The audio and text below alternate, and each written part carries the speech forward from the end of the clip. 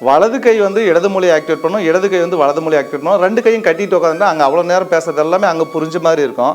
வெளியே போனால் டோட்டலாக மறந்துடுவாங்க. அப்படின்னும் போது அவங்க அந்த இடத்துல வந்து வலது மொழியும் இடது மொழியும் வந்து டம்மி ஆக்குறாங்க கையை கட்டி. அதனால தான் கை கட்டாத ஆகாதுன்னு மொத்தமாக சொல்லி விட்டுட்டாங்க.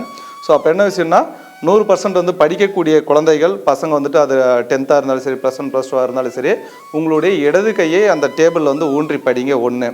2வது விஷயம், எக்ஸாம் எழுதும்போது மறந்துடுச்சு அப்படின்னும் போது இடது கையை ஊன்றி யோசிங்க, டக்குன்னு ஞாபகம் வரும். இதில் இடது கையை ஊன்றி படிங்க, இடது கையை ஊன்றி யோசிங்க அப்படின்னும் போது இடது கையை ஊன்றி கன்னத்துக்கு கை கொடுத்துருவேன் தூங்கிடுவீங்க. ஸோ அப்போ வந்து 100% வந்து இடது கை அப்படின்றது வந்துட்டு அழுத்தி படிக்கும்போது அது நல்ல வலது மூலையில் ரெஜிஸ்டர் ஆகும். அது எப்பவுமே மறக்காது. அது வந்து 10 வருஷம் கழித்து கேட்டாலே அது திடீர்னு அந்த விஷயத்த சொல்லுவாங்க. 1. 2வது விஷயம் வந்துட்டு, வீட்டுடைய வடமேற்கு மூலையில் வந்து உங்களுடைய ஸ்டடி ரூம், படிக்கிற ரூமு அல்லது வந்துட்டு ரூமே இல்லை சார் நான் படிக்கணும் அப்படின்னா வந்து வீட்டுடைய மொத்த இடத்துலையும் வந்து வடமேற்கு பகுதியில் உட்காந்து படிங்க. வடமேற்கு பகுதியில் உட்காந்து படிச்சுட்டு போகிற விஷயங்கள் வந்துட்டு உங்களுக்கு அவ்வளோ சீக்கிரம் மறதி ஏற்படாது.